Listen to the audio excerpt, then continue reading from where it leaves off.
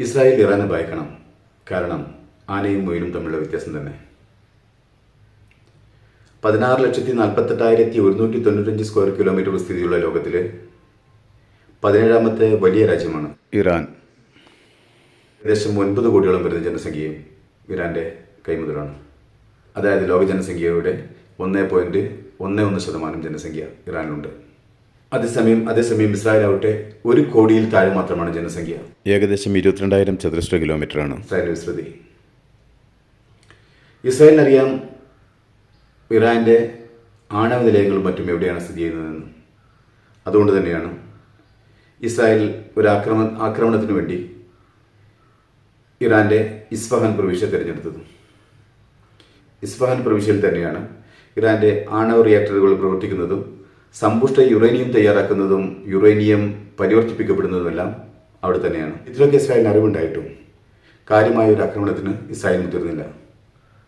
തൊട്ടതിനൊക്കെ ഇസ്രായേലിന്റെ ആണവ റിയാക്ടറുകൾ ആക്രമിക്കുമെന്ന് പറഞ്ഞിരുന്ന ഇസ്രായേൽ എന്തുകൊണ്ടാണ് ഇറാന്റെ ആണവ റിയാക്ടറുകൾ ഒഴിവാക്കി വിട്ടത്? അത് മറ്റൊന്നും കൊണ്ടല്ല. ഇസ്രായേലിനറിയാം ഇറാന്റെ ആണവ റിയാക്ടറുകൾ ആക്രമിച്ചാൽ അതേ തിരിച്ചടി ഇസ്രായേലിനകത്തും ഉണ്ടാകും. ഇസ്രായേൽ 2-3 ആണവ പോർമുനകൾ ഇറാനിലിട്ടാൽ പോലും ഇറാന്റെ ജനസംഖ്യയുടെ നല്ലൊരു ഭാഗവും ഇറാന്റെ ഭൂവിസ്തൃതിയുടെ നല്ലൊരു ഭാഗവും ബാക്കിയാവും. അതേസമയം ഇറാൻ ഒരു ആണവ പോർമുന ഇസ്രായേൽ ഇട്ടാൽ ഒരുപക്ഷെ അത് മാത്രം മതിയാവും ഇസ്രായേലിന്റെ നാശത്തിന്. കാരണം ഇസ്രായേലിന്റെ 90 ഇരട്ടിയോളം വലുതാണ് ഇറാന്റെ ജനസംഖ്യയും. ഇനി സോഷ്യൽ മീഡിയയിൽ ഇസ്രായേലിന് വേണ്ടി തള്ളിമറിക്കുന്നവരോട് ഇപ്പോഴും വമ്പന്മാർ ഇറാൻ തന്നെയാണ്. വർഷങ്ങളോളമായി ഉപരോധം കൊണ്ട് മൂടിയ രാജ്യമാണ് ഇറാൻ. എന്നിട്ടും അവർ സ്വന്തമായി ആയുധങ്ങൾ ഉണ്ടാക്കുകയും എയർ ഡിഫൻസ് സിസ്റ്റം വിന്യസിക്കുകയും വികസിപ്പിച്ചെടുക്കുകയും ചെയ്തു. അവർ പുതിയ തലമുറയിൽപ്പെട്ട ഡ്രോണുകൾ സ്വന്തമായി നിർമ്മിച്ചു. പുതിയ യുദ്ധ സംവിധാനങ്ങൾ ഉണ്ടാക്കി. മറ്റൊരു രാജ്യത്തും ഇന്നേ വരെ അനുഭവിക്കാത്ത ഉപരോധങ്ങൾ കൊണ്ട് ശ്വാസം മുട്ടിയവരാണ് ഇറാൻകാർ. അവർ ഡ്രോണുകളും മിസൈലുകളുമായി 300ഓളം വാർഹെഡുകളാണ് ഇസ്രായേലിലേക്ക് അയച്ചത്. അവയിൽ പലതും ഇസ്രായേൽ പതിക്കുകയും ചെയ്തു. ഇസ്രായേലിന്റെ മിടുക്കൊണ്ടാണോ ഈ ആയുധങ്ങളെല്ലാം തടുക്കാനായത് എന്ന് ചോദിച്ചാൽ അല്ല. ഇറാൻ ആദ്യമേ തന്നെ തങ്ങൾ ഇസ്രായേലിനെ ആക്രമിക്കാൻ പോകുന്ന വിവരം അമേരിക്കയുടെയും ഇസ്രായേലിലെയും സഖ്യകക്ഷികളെയും അറിയിക്കുകയും ചെയ്തിരുന്നു. അതുകൊണ്ട് തന്നെ ജോർദാൻ, ബ്രിട്ടൻ, ജർമ്മനി, അമേരിക്ക തുടങ്ങിയ വമ്പൻ ശക്തികൾക്ക്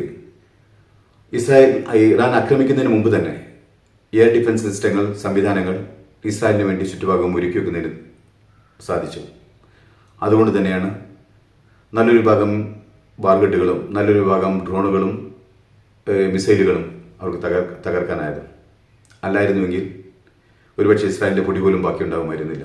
ഇസ്രായേലിന്റെ എയർ ഡിഫൻസ് സിസ്റ്റം മാത്രമായിരുന്നു ഇസ്രായേലിൽ ഉണ്ടായിരുന്നെങ്കിൽ ഇസ്രായേലിൽ നിന്ന് പോകുന്നുണ്ടായിരുന്നു. ഇപ്പോൾ നെതന്യാഹുവിന്റെ പൊടി പോലും ഒരുപക്ഷെ കാണാനുണ്ടാകുമായിരുന്നില്ല. എന്നിട്ട് ഇസ്രായേൽ ചെയ്തതോ 5-6 ദിവസത്തെ യുദ്ധകാല ക്യാബിനറ്റുകൾ കൂടി ഒന്നിനും തീരുമാനമായില്ല എന്ന് പുറംലോകത്തെ അറിയിച്ചുകൊണ്ടിരുന്നു.